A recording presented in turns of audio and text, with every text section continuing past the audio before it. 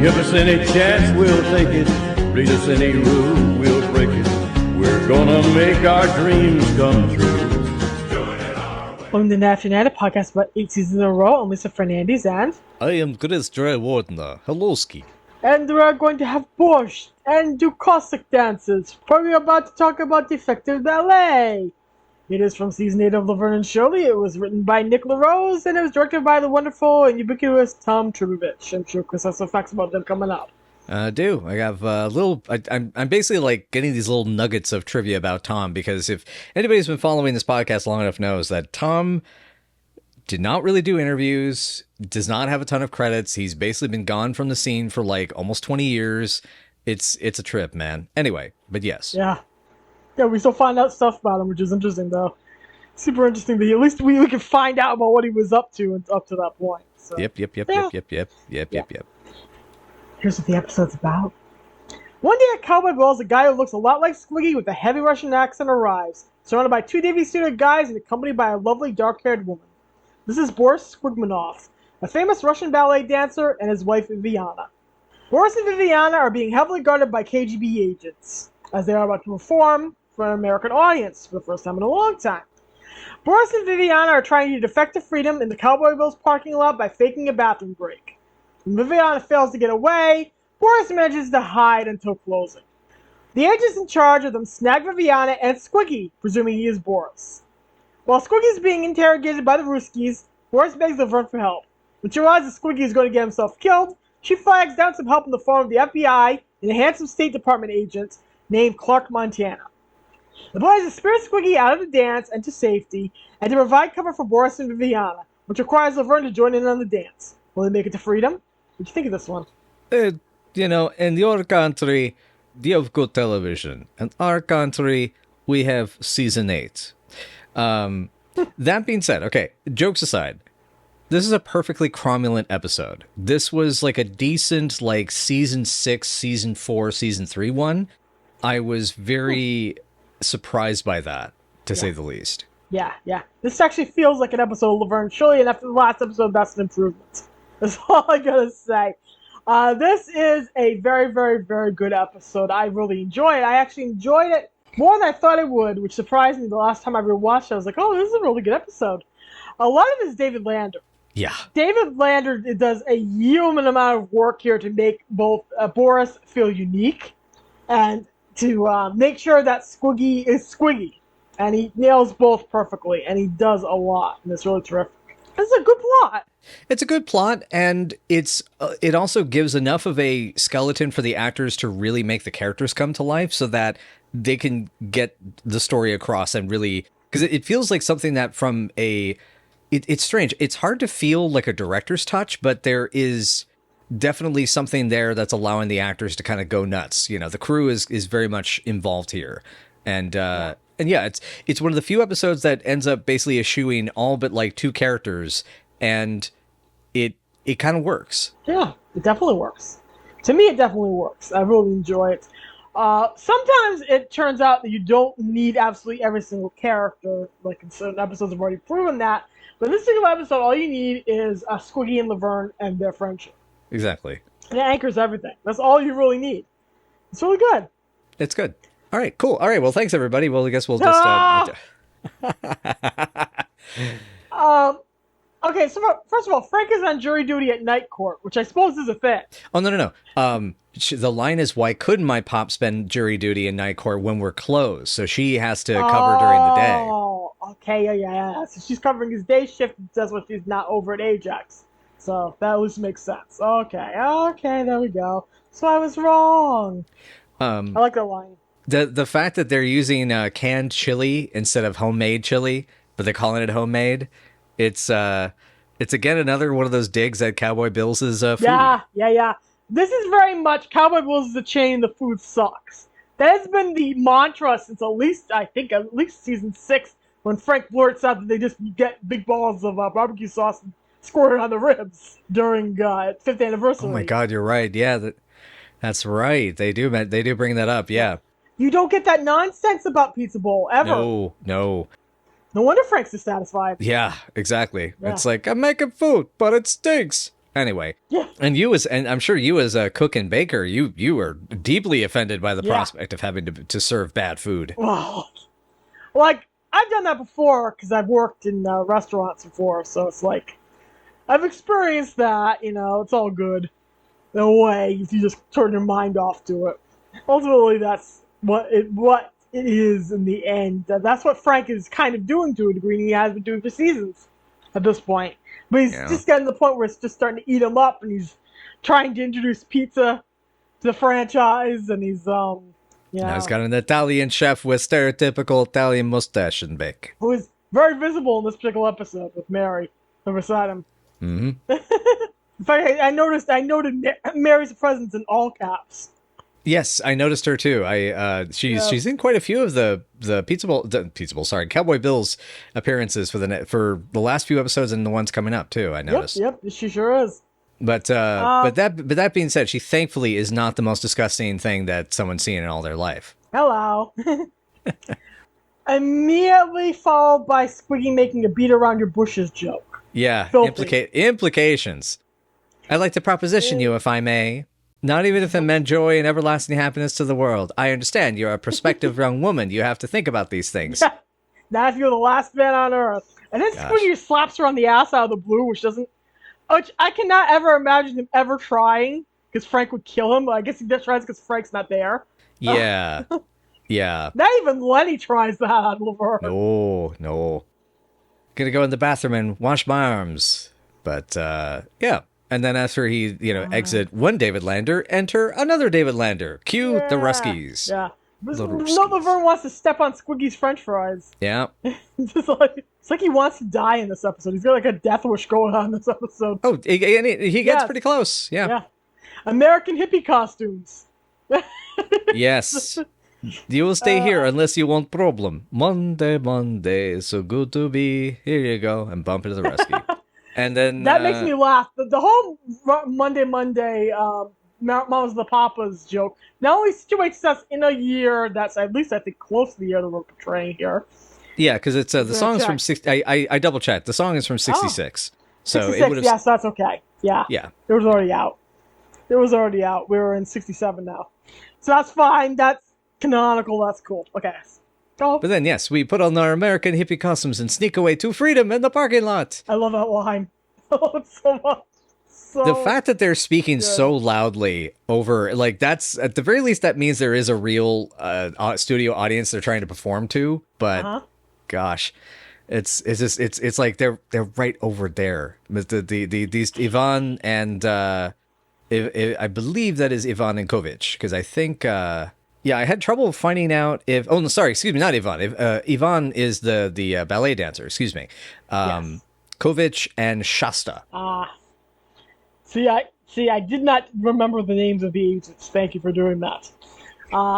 Sit down and take a loaf off. Oh, my gosh. I think that's lug off. They're trying so hard to try to get the slang right.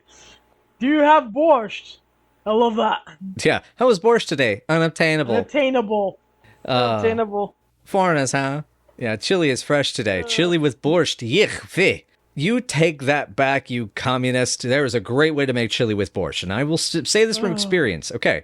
There's a Baha'i that he did sadly recently pass away, but he was a wonderful, wonderful man who did this little, like, evening devotional thing on Mondays. He started it in a smaller town, and when they moved up here him and his wife moved up here to live in the Portland area for a bit. They did it for a few years. It was called the Soup's On Devotional, which meant you would have soup and then you would say prayers and then have soup, or vice. I can't remember actually the order anymore, but but once in a while he would have leftover soups and need to combine them. He combined a Thai chili soup that was like a mixture of like Thai seasoning, but like the mixture of ingredients that would be in like a chili, like a Mexican chili or a Tex-Mex chili, and mixed it with a batch of borscht he'd made. It is, to this day, one of the 3 best soups I've ever had in my life. It might actually be the best soup I've ever had. Oh, good. It sounds nice. It's so, the combination of flavors is just so good. Okie-dokie though. Put a little yak fat on it. So I love that they point out the yak horns and they say, "What is deceptive advertising?" That was a good one. That was another good one. Oh, I love that they're trying to fit in and look like natural American citizens. Only for Viviana to try to sneak by. And too loudly, unfortunately. Viviana cannot make it. Yep. Stop, defector! Defector! And I love his little Monday, it's the day I dislike thing. Oh, God. Yeah, I love Squiggy coming out of the bathroom singing Monday, Monday. I hate that day. It's so good. It's so good. I love it. And it feels very Squiggy. It so does. The follow-up to that with where it transitions from Squiggy getting caught to Laverne after hours was a little... Did that feel like that was an awkward dissolve, or was that just me? I don't know if that was a full-on awkward, unintentional moment, but it feels like something is a little bit missing. Yeah, it feels like it, right? Possible, yeah. Yeah, before we get to hippie Ruskie David Lander, which my mom had to point out he looked like Donovan. Oh my god, perfect. Perfect! He does. He actually does that huge fro. He does. Donovan. Excuse me, American broom lady. American lady. Where's parking lot? But then we get new music cues during that reveal, and then we transition to the I guess the embassy. Well, I guess it's a hotel, or someplace where they're having this whole interrogation going on, where he's a stranger in a strange land. Yeah, a lot of great lines. Of course, we miss some stuff out of Laverne. Squiggy's got a pushki. Oh my God! Yes, the pushki. Yeah, that comes. So actually, I take it back. You're right. The music cues I jumped over. It's where they jump to Laverne talking to him. Yeah, you call me beautiful. Yes, you're beautiful. You're more beautiful than all women in our village. You have more teeth too. And I like that you just said I was beautiful without going all. Who are you? Okay, you're right. I jumped over too fast in my notes here. We're stuck there with the chili and utter confusion, standing there. Yeah. Laverne actually cares that Squiggy's gonna die. That's an improvement. It is. That's an actual improvement. Although she does make a great joke that it has him in his clutches and they will take his brain and they will brainwash it. They have to find it first. Yeah. You have to find it in order to wash it.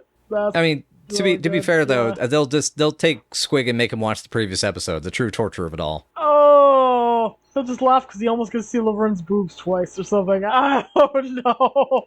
That's a good point. Now the clock's running too fast. That means lunch. Oh yeah, that's right. That means lunchtime is going to happen too often as the clock runs fast in the interrogation room. Yes. Yeah. It's a nice little catch up. I am also a procurer of local talent in the Hollywood area. Yes. I'm Sandra Squigman, and I'm a Lutheran, and he tried not to infect anyone. So cute. Anyway, I love that Squiggy's pretty much impossible to freak out. He's just like... Yep. Just don't mess with this hair. Yeah, I mean they hit him with a blackjack, and he still is like he's still fighting. Yeah, he's just mildly annoyed. I don't care if this is torture, but he's just rude. Yeah, that's good. Adios, amoeba. That's a good one. That's a good I like one, that. too. Yep. And then the red square to what is this? What is that? A communist quiz show? Bam. So good. All the dialogue. This is really good. This is a good one. To be frank, I don't mean anything against Nick LaRose because I don't know what episodes he did indeed, go on, because we've heard that sometimes the credited writer had their work, rewritten, and attribution kind of was a mess. There's nothing in the other episodes he's worked on that's quite as good as this. So I'm really curious where some of this dialogue came from. Yeah, me too. I'm curious to know what was written by who. But it's apparently like a chop suey salad, as you said. Writers we write episodes during the lunch breaks. Mm-hmm. And during like emergency on the fly situations. Especially given this one had a lot more, what seems like more time. So they had more planning that they were able to put into it. Yeah. But, yeah. And I love that they got that line, that exchange in between. We will send wife in here. Perhaps she can talk some sense to you. And it's like, I don't know what they're telling you, but Lenny and I are just friends. That was so great. Me and Lenny are just good friends. I don't know if they told you. Yeah. Then he starts talking to himself as they leave the room. Live with the guy for a few years. Yeah, and the rumors, they just start bowling over. Yeah. And I do love Viviana's, Boris, my darling. I think you say catface. Yeah. Catface, yeah. I was just wondering how we could do this under the table, which is a callback to season 7, callback to Perfidy. Mm-hmm. Yes, it is. I'm gonna do this on the piano. Love it when you talk like this. I love it when you listen like this. It's a very, very Groucho exchange. All this terrific.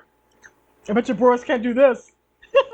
He can do that with his feet, too. His feet. I need to meet this guy. Yeah, it's so good. And I love when he gets broken and realizes he's screwed, that he's yelling as they're dragging him away. I don't even know how the currency works in this country. When push can come to shove, kid. Yes, it's time for me to speak simple in language you can understand. And then he speaks in far Russian. So before we get too far ahead, do you want to know the backstory on these two, the two guys playing the heavies? Yes, please. Yes, please. So Shasta, John Brent, is a comedic actor who pops up in some very well-known projects through the 70s and 80s. He sadly passed away shortly after this in 85 at the age of 47.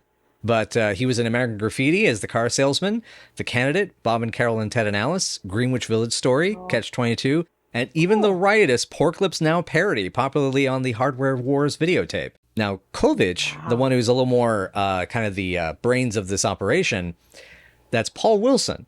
Do you remember Paul Wilson? Mm-hmm.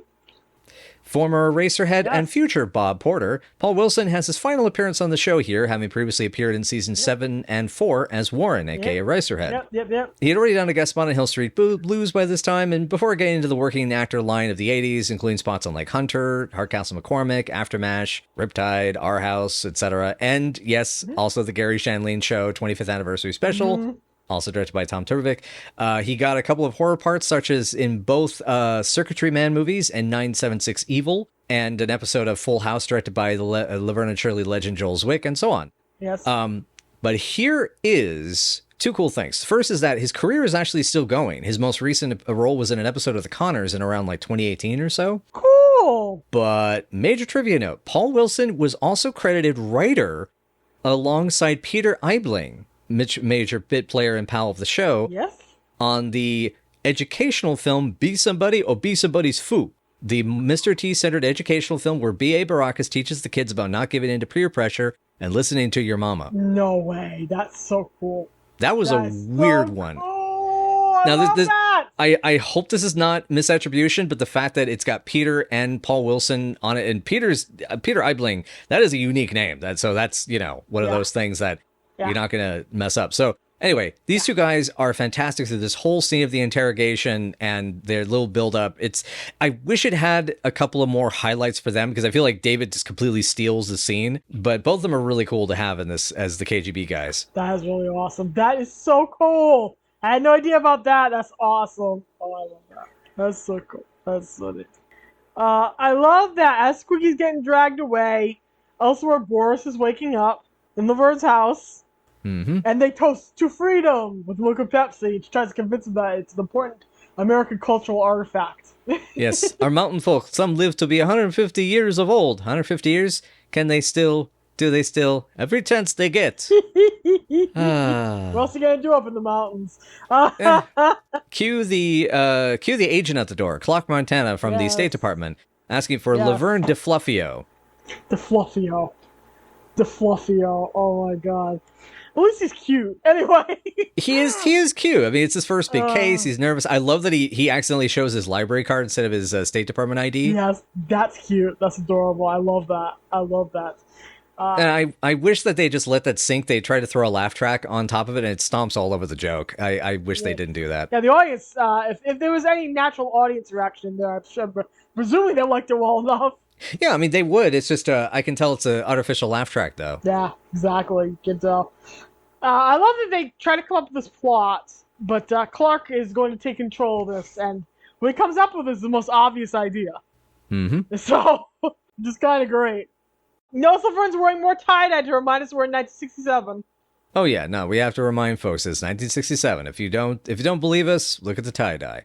If that doesn't make you think of it, then I don't know what to tell you. What about this Cold War? We got this Cold War plot. There you go. You look like Gazelle tonight, or we break your neck. Oh God. And I was surprised when we dissolved to the theater hall, the music hall where they perform. It is the usual soundstage they use all the time, and I think the floor is even the same color as the apartment. So they just moved the partitions out and flew something else in. But did you notice the wheel dolly shot going over to the ballet dancers? Yes. Yes, there's some more shots that Turovich is echoing from the most important day ever. Remember those really interesting angle shots that he got of the acrobats in that episode? Absolutely, you can see that coming out in this episode. Very interesting. Yeah, you can tell he's being inventive. He's trying different kinds of things. And he's trying different kinds of experiments, and I think that's super neat. At least he's trying to be creative. He's trying. Yep. And I love that you can tell this is definitely the soundstage for the backstage, because you can notice there's a crate of flags, which is what you use to flag off and either bounce or block light. You can see a crate of them in the background behind the Ruskies, I think, in one of those shots. That's cool. Okay, that I didn't notice either. Okay, that's cool. David actually manages to make Squiggy's lack of elegance elegant here. I think that's really cool. I think that's really neat. The whole ballet dance is really well choreographed, and that there's actual elements of Swan Lake in here. But of course, they're making them super comedic. Exactly. And the way that he actually kind of ends up becoming like a adorably bumbling version of the prince, or the whatever male character he's supposed to play in this scene is delightful. Yeah. It is time to die. Yeah. And how am I doing? Something I said? I know you won't believe this, but I'm a veteran. Where did that come from? He was never in the reserves. Wait. Making fools of the commies, though, and then more dancing, and David being adorable, basically. Yeah, it's good. Yes. I Absolutely. I do love he's trying to mooch on the girl when they do the swap, and he's like, I'm in heaven, this girl, she's special, she's not like the others, she don't speak English. Yeah, I was gonna mention that! She's not like the others, she can't speak English. It's like, honey. That's how Squiggy falls in love. He falls in love, like, quickly, this time for real. Every time he falls in love, it's for real. Yeah, exactly. That's the hidden romantic in him. That this time for real. It was, and yeah, go ahead. I was gonna say all the feathers going everywhere. Oh, I love the feather. The feather gags are great. Yeah. Yeah. He's dancing like a Ukrainian klutz. Right. And they do another really good double composite. I mean, they're clearly doing him like a matte splice. You can kind of, if you look at the curtain, you can kind of see where that's going. But I felt it was even better than the other woman, and that's rather impressive for a TV show. Yeah, they did a really good job. They really did a very good job trying to make you believe that Boris and Squiggy are in the same scene, even though David had to shoot it twice. It's only one of him. Yeah. But yeah, it is good. And they do the whole, and then Laverne gets dragged into the dance to kind of keep them distracted, and gets to dance a bit more with Yvonne, the actual ballet dancer. Yeah, lots of spins, good coverage. You mentioned the feathers, the outfit. I love the outfits are beautiful and cute for like the whole show, to be honest. They're very, it's sort of like, I kind of want to see this Swan Lake now. Me too. It looks fun. Looks a lot of fun. Yep. I did feel the KGB gave up a little. The KGB gave up a little too easily. It's like, let's pick up Biggs for Siberia, but okay. Yeah, there could be worse things than a dancer defecting. You could have a scientist defecting. So it's not like let the ballet dancer go defect and be American. I mean, not to mention, you just go to the State Department and say, hey, I want to defect. You just defect as well. I mean, what would you rather serve your country by going to prison in Siberia and your family being tortured and killed, or would you rather stay in the country you're in? Yeah. I know it's more, and yes, I know it's more complicated than that. I don't care. I'm trying to make a joke. Anyway, but I wonder what footage they used for the crowd shots, by the way. It looks like some from the late 50s to early 60s. I think it's the same kind of canned footage they used for Child's Play. I think. It's not the same audience, it's the same archives. Yeah, that's what I'm wondering. Because, I mean, it's the Paramount Archive, so there's tons of movies they've made that they can use. Oh, yeah. Let me see. Oh, yeah. I'm going to take a... Plus lots of footage of audiences that they've taken over the years they can just use. Sure, if I can find... I love Laverne's little triumph here. It's really nice. It is very nice, yep. I like that she gets to win. It's good. It's nice. The spins, the flips, and then the dip. But what's funny is, I mean, you can see that Penny is holding back. There's so much she probably could do here. And my mom mentioned she'd love to see her really let loose and do her thing, because with her mother's experience, and training, there's a good chance that Penny knows quite a lot of how to do this stuff for real. So actually you kind of have to do that so that you don't hurt yourself doing the gag stuff, basically. Yeah. Exactly. Because it is easy to injure yourself. I mean, look at how the girls manage to do all of the things they do without dying. In the show. But that was really beautifully handled. It was fun. It was well-handled comedic choreography. And the show is an expert at that. We talked about choreography and how good it is this season. A lot of dance numbers really do save what happens during the season. Indeed. And even Victor Barbie as Ivan, I love that he's a Russian ballet guy that was born in North Carolina. Yeah, it's great. Oh, it's fun. And he at least he steps in and he offers to basically sacrifice himself so his friend can get out with his wife. So Yeah. I think that's really nice. It's really noble. And even though he is going to have to go back, so I think it's the tag scene kind of implies that he didn't get caught being in on it. Yeah. I was actually surprised it was between her and him and not her and Clark Montana. I was trying to figure out which of the two guys I'm going to throw Laverne at temporarily. And it was the dancer. Yeah. Yeah. I think it's a case that Clark is, I mean, he's, because Clark Montana, I think the idea is they wanted him to be a little bit wet behind the ears and that he proves himself capable in the operation and putting the gig together and having the plan and all that coming up with on the fly. But, and that they wanted somebody that Laverne would get connected with who was much more overtly capable. Yeah. And so he is. That tag scene is basically we're skipping the Laverne and Squiggy scene. We're not going to skip that. We're not going to skip that. Yeah, because God, this is amazing. Yeah, go ahead. You start. Some of the best character work we get in season 8. Some of the best writing we get in season 8. And I don't know how much of that was just David and Penny saying, "Screw it, let's just do this. Let's do this for our characters." Because I don't know how much is in the script. I haven't seen the script for this particular episode yet. I'm kind of a funny duck. And then him trying to figure out how to thank her, even though he's not used to that. Yeah, it's just, Squiggy, would this be easier if I put a bag over my head? And he's just trying, and eventually he does thank her. He manages to thank her for saving his skin. With bashfulness, and he's playing with his fingers, which is David trait. Mm-hmm. And it's very, very sweet. What does it make you feel like, a girl? I have to sigh about that and roll my eyes, but it was very cute. It's very much a Squiggy line, though. It's very fitting for Squiggy, I will say that. But yeah, tag scene. Then we, yeah, it's kind of, it didn't work for me. It's all right. They're cute, but the writing's boring. For me, it's just, it's okay. It's there. It's got nothing to do with everything we just saw. Really. Right. Maybe Laverne will get a date out of this. We'll never see this guy again anyway, so. Yeah, exactly. Yeah. Okay. But yeah. So it's all right. It's all right. It's not the most offensive thing. It's okay. Quick more behind the scenes note. So we had Wendy Cutler as Viviana. She started in TV movies and small parts in films like The Goodbye Girl and the 1979 vampire TV movie.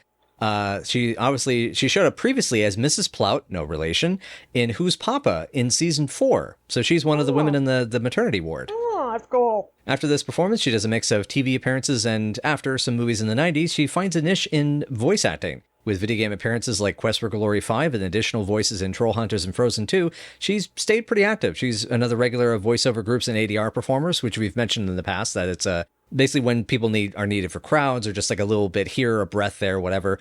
But she's credited for this type of ADR group work on films like Sucker Punch, Rango, The Wolverine, Nightcrawler, Incredibles 2, Death Wish 2018, and Chronicles of Riddick. Go figure. That's neat. That's cool. Clark Montana was played by Louis Welch. Getting to start only about 5 years earlier in The Car and an episode of Maude, Louis Welch was kind of a working actor. He just kind of gave it a shot, popping up in Beyond Westworld, The Facts of Life, and an episode of the Private Benjamin series. Then, after this, a few things, including 3 episodes of Scarecrow and Mrs. King, before seemingly retiring from showbiz. But here's the weird thing. So Clark Montana seems like a bit of a businessy kind. He looks really fitting in a suit, right? Mm-hmm. He ends up going on to become a successful golfer, and then became the co-CEO and president of Fitness International LLC. That's cool. As in the operator of the LA Fitness Health Clubs in the US and Canada. Interesting. Oh, that's very interesting. That's cool. God, I didn't know that at all. Yeah, what a trip, huh? So, behind the camera, we have Nick LaRose, who was last seen on Death Row Part 2 in the absolute train wreck of Monastery Story.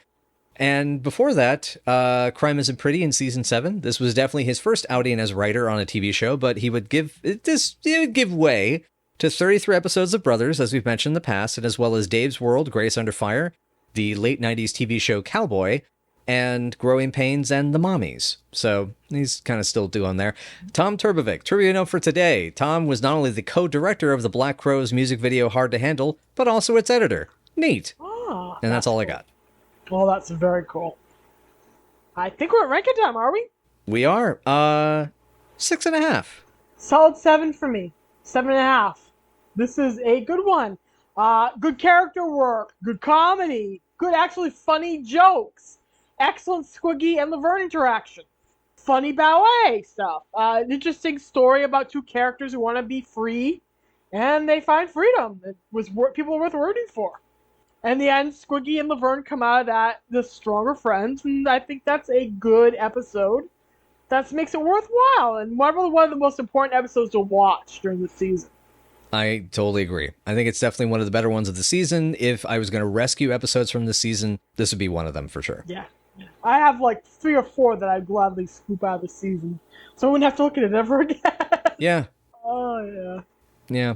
Yeah. Are we going to do a best of for season 8, or are we going to do a worst of? I was actually considering doing a best of and worst of for the series at the end. But I'm actually intrigued. Yeah. I don't know what I'm going to do. Okay, how about this? We'll leave this in this podcast because we're about halfway through the show now, so through this season, and we'll find out. And if you have thoughts about it, because we'll be probably planning the video by the time we put this one out, you let us know in the comments below. How about that? Yes, please. Yes, please. All right. Okay, excellent. Is that all for today, my lady love?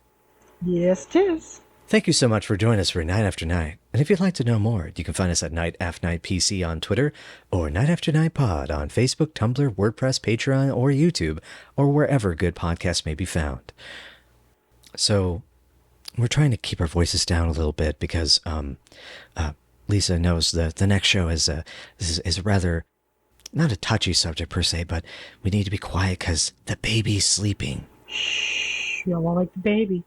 Sergeant Plot returns to visit Laverne after she gets kicked out of the army for being a divorcee in a family way. While floundering to find a new direction, Laverne tries to help Plot get all the supplies she needs to bring her kid into the world. When the baby threatens to be born in a surprising way, did she keep it all together? This is Baby Show. And it's also the return of one of our favorite writers upon this show. Yeah, Judy! Woo! And remember, folks, when Pushkin come to Shovkin, make sure that you thank your friends for saving your life from cold communist Russia. Remember, if it's Monday, you're gonna hate that day.